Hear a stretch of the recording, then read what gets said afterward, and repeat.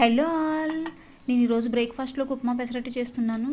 సింపుల్గా ఈజీగా నేను ఎలా చేసుకుంటాను ఈ వీడియోలో చూపిస్తున్నాను. స్టవ్ వెలిగించుకొని బాండి పెట్టుకొని ఆయిల్ వేసుకొని పల్లీలు, శనగపప్పు, మినపప్పు, ఆవాలు, సన్నగా తరుపుకున్న పచ్చిమిర్చి, ఉల్లిపాయ, కరివేపాకు వేసుకొని ఎరుపు రంగులోకి వేయించండి. అల్లం తరుగు కూడా సన్నగా తరుపుకొని వేసుకోండి, చాలా బాగుంటుంది ఉప్మా అనేది. పోపు ఈ విధంగా ఎరుపు రంగులోకి రావాలి. వచ్చిన తర్వాత ఒక కప్పు ఉప్మా రవ్వకి 3 కప్పులు వాటర్ అయితే వేసుకోవాలి. ఒక గ్లాస్కి 3 గ్లాసులు అనమాట కొలత అనేది. సో 3 కప్పులు వాటర్ వేసుకుని తగినంత ఉప్పు వేసుకుని నీళ్ళని మరిగించుకోవాలి. నీళ్ళు మరిగిన తర్వాత మనం ముందుగా ఫ్రై చేసి పెట్టుకున్న ఒక కప్పు ఉప్మా రవ్వను వేసుకొని 2 నిమిషాలు కలుపుతూ వేసుకోవాలి వాటర్లో.